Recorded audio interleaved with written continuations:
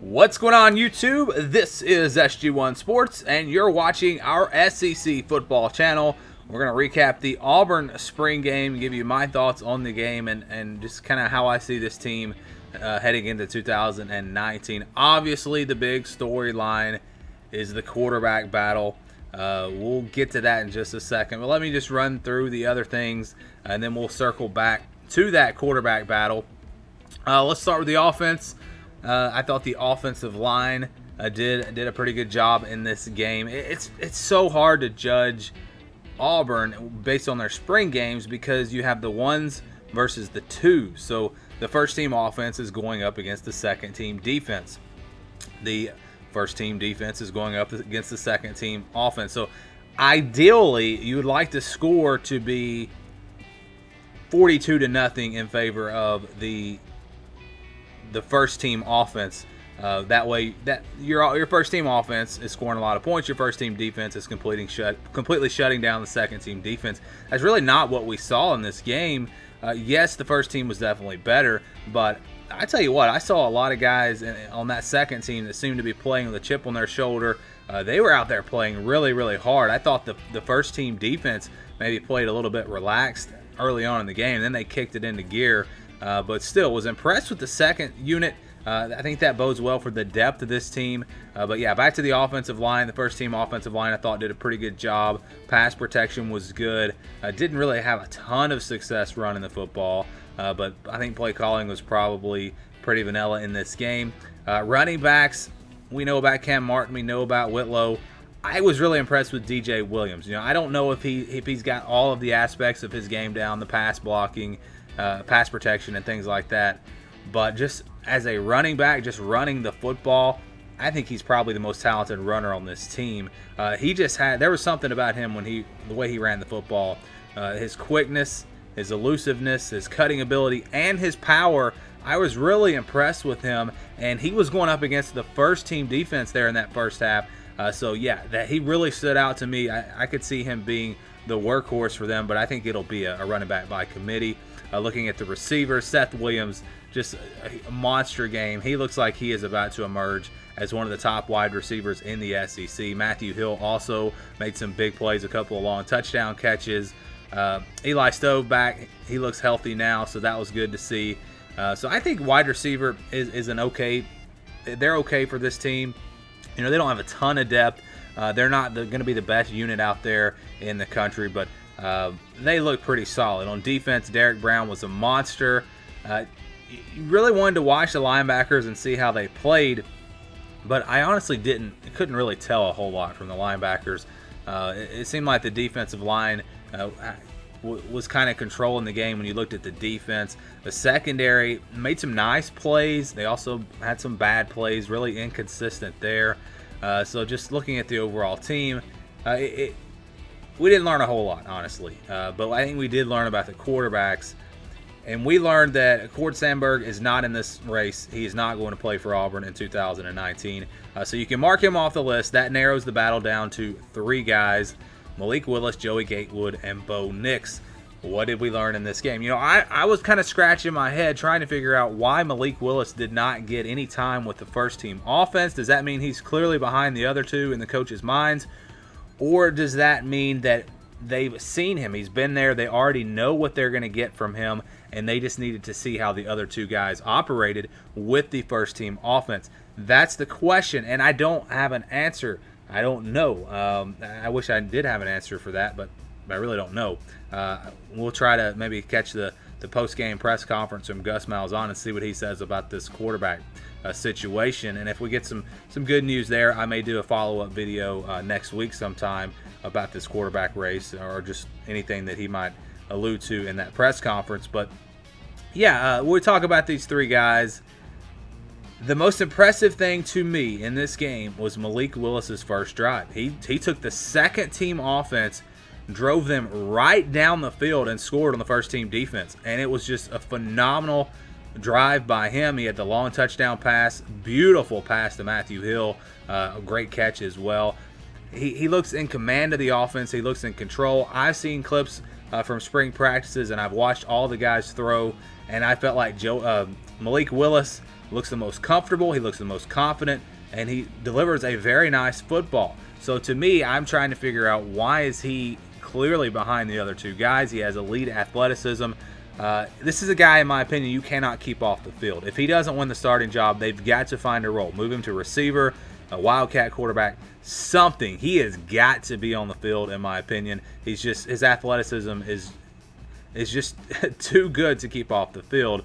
So I was really impressed with Malik Willis. I still think they should give him a shot first, but I was really impressed with all three guys, and I didn't see any separation when I looked at the three of them.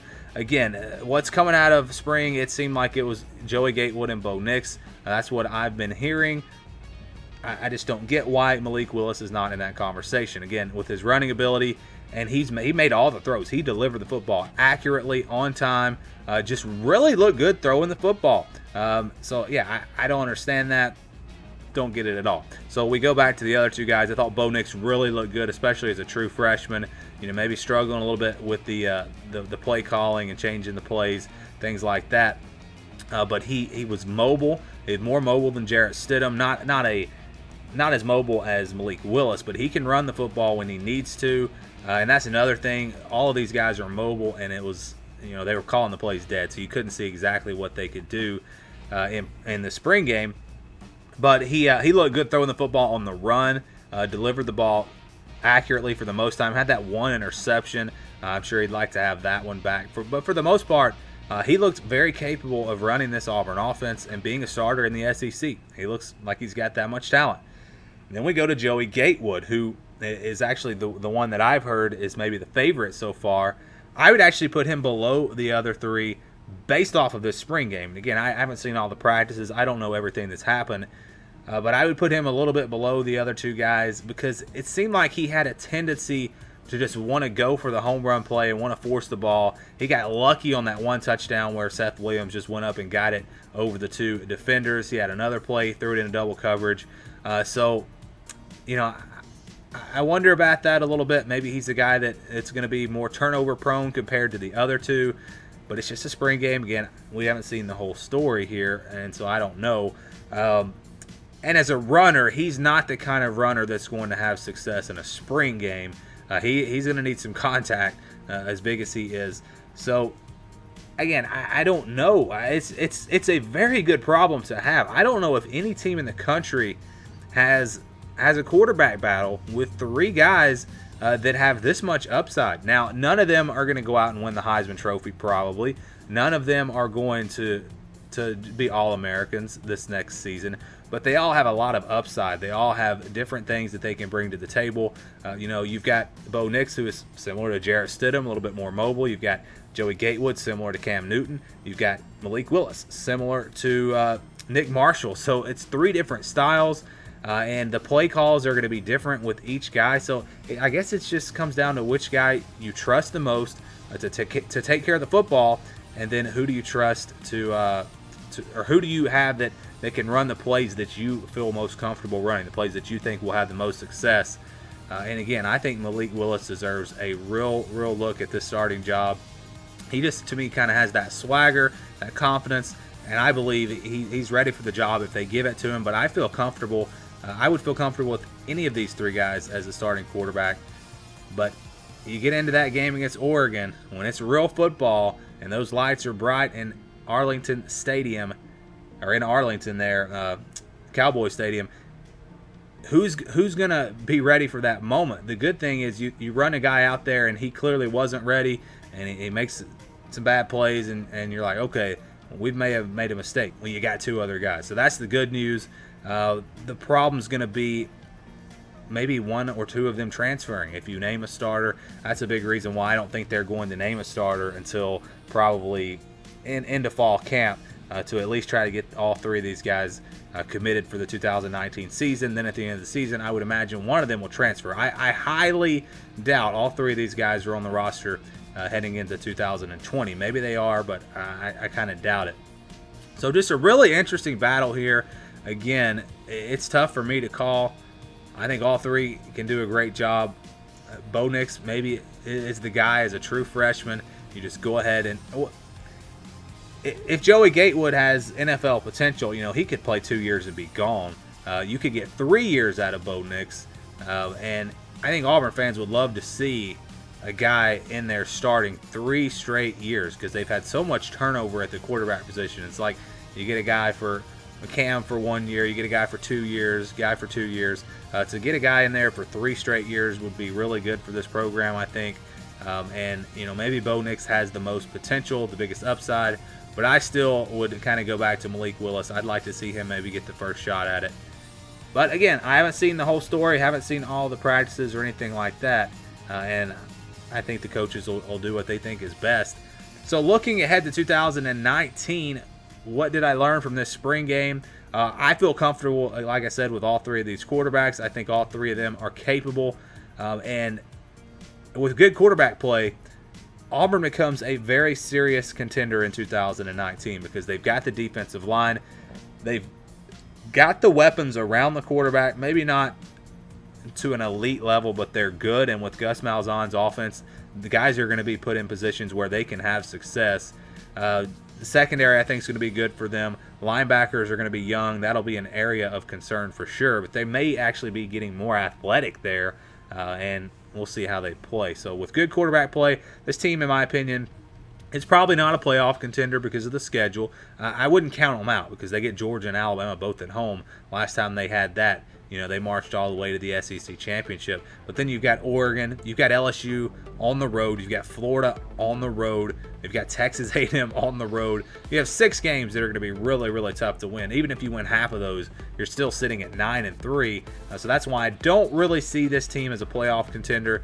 But I think the future is very bright for Auburn with all these quarterbacks being young, and that's something that they really haven't had. All of their successful quarterbacks have been transfers that come in and just maybe play 2 years. These guys are all young and could play for potentially 3 years. Well, Malik Willis will actually be a junior, but it doesn't look like he's going to get the job. We'll see. Again, I think you have to put him on the field somewhere, though. So, again, the future pretty bright for Auburn. 2019 might be tough because of this schedule.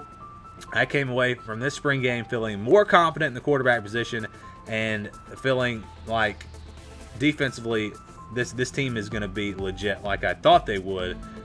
So I think if you're an Auburn fan, you feel pretty good coming out of this spring game, and you hope to maybe win some close games against some really good teams and have a chance to knock off Georgia and Alabama at home at the end of the season and maybe make a run doing something special. But it is going to be tough. I'd love to know what you guys had to say about this spring game. What do you think? What were your takeaways? What do you think about the quarterback battle? I think I'm in the minority here with Malik Willis. It seems like everyone wants Bo Nix or Joey Gatewood. I don't understand where that's coming from, but just my personal opinion, I really like Malik Willis. So I'd love to get your thoughts on this quarterback battle, this team, this spring game, anything that you saw, maybe something that I missed, or a different point of view. Again, please feel free to do that down in the comments below. Thank you guys for watching this video, and stay tuned for more. We're going to break down or have a recap of every spring game. Texas A&M will be up probably tomorrow, and this week we'll have Tennessee, we'll have Alabama, we'll have Missouri, we'll have all of the ones that played this weekend. We already did the ones from last weekend. We gave you we've already done Kentucky from last night. We've done South Carolina, LSU, Vanderbilt from a couple of weeks ago, Ole Miss, Arkansas. So you're going to see them all here on this channel as we continue to break down the SEC and get ready for the 2019 season. Thank you guys for watching, and stay tuned for more here on the SG1 Sports SEC Football channel.